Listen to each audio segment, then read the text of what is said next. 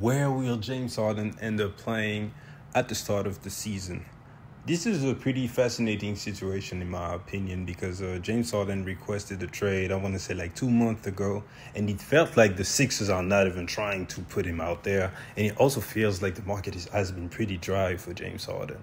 If you remember throughout the whole season, we heard that he was eyeing a return in Houston, and then Houston went and got Ime Udoka, and they made several roster additions, such as Fran VanVleet. They gave him the max. They gave a pretty big contract to Dylan Brooks. They still have the Jalen Greens of the world, the young players. And so I don't feel like there's a space for James Harden right now in Houston. Plus, the timeline really doesn't make sense on either side.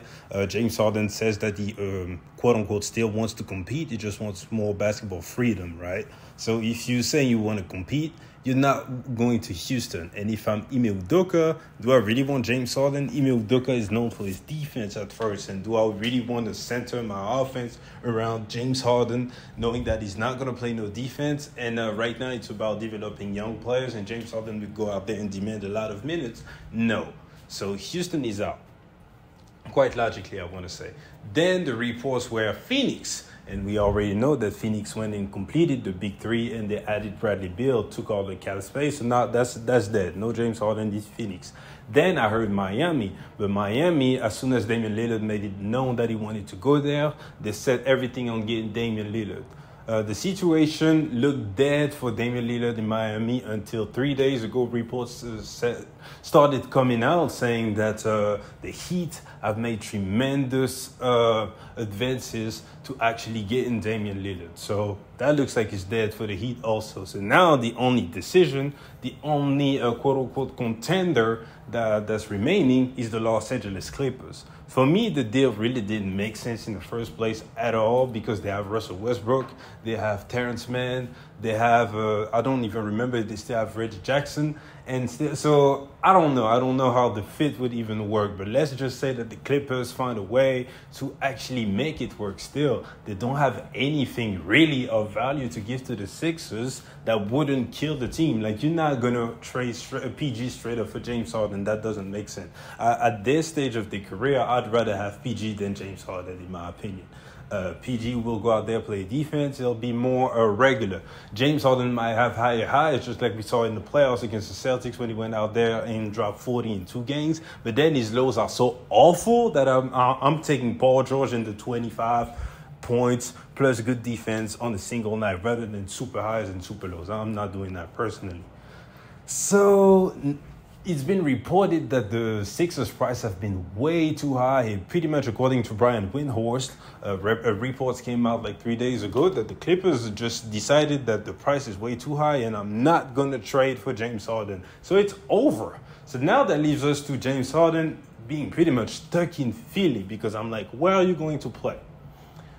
If we are to take him at his word saying that he still wants to win and compete, I don't see a lot of contenders other than the one that we listed checking for James Harden like that at this stage. If I'm the Milwaukee Bucks, do I want to trade Jrue Holiday for James Harden? In 2023, no. In any other year, absolutely. But right now, I'm taking the two-way player against, again, a player that's pretty up and down in James Harden. I don't want to do that. Plus, I'll value continuity. So I'm not doing that. Plus, James Harden and Giannis, they're really not getting along like that. The Nuggets already have a point guard. Philly, obviously, we already know about the situation. Who else is a contender? Miami, we touched on them already.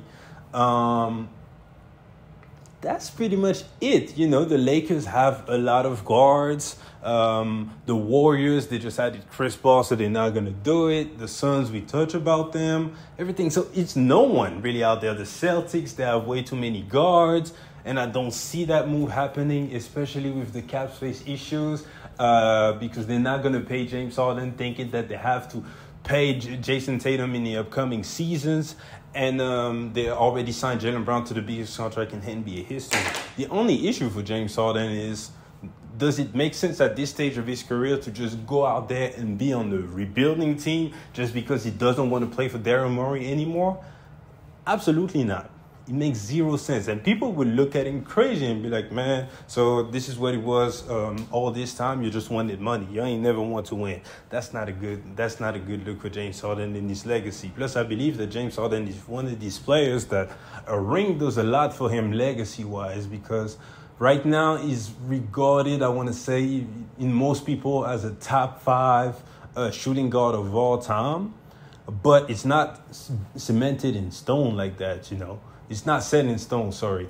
If anyone becomes great, like Anthony Edwards, for example, if he goes out there and wins just one championship and puts up good numbers for his whole career, people, when it's all said and done, will say Anthony Edwards was better than James Harden, which is kind of a shame if you think about who James Harden was as a player when he was in Houston, winning MVPs and all that, scoring titles. So if I'm James Harden, man, suck it up and play for the Sixers. Do your best. You expect Tyrese Maxey to improve. You still have the MVP. Maybe they're able to do something with Tobias Harris' contract, get some pieces back. It's still a competent roster. You have great chemistry with Joel Embiid. You have a new coach that's a pretty good tactician. Try and figure something out. You tug it out for 1 year and then you go figure it out for yourself. But play. The situation is not irreparable in my opinion, because as of right now, he has yet to talk shit about his teammates. He just talks shit about Daryl Morey. But we've seen plenty of players go out there, not caring for their owners and still with championship. LeBron James does not care for the owner of the Cleveland Cavaliers, who wrote the letters accusing him of quitting against the Celtics, but still came back and won the championship for them. We saw in the last instance that Michael Jordan and Scottie Pippen did not like Terry Crews one bit, and they still went out there and won 6 championships under him. So it doesn't matter. So if I'm James Harden, man, just tug it out. Play that 1 year, see what happens. You will have a shot. Will you do it? I don't know. I don't think so, but at least you have a shot. And then you go out there, you walk away for free. So anyways, these are my thoughts about the James Harden situation. What I need you guys to do now is get in that comment section and give me your thoughts. Do you believe James Harden should still want out, and where or for what team, rather, would James Harden will be playing next season? Please like the video. Please subscribe to the channel, and I appreciate you guys for checking me out. See you guys later. Peace.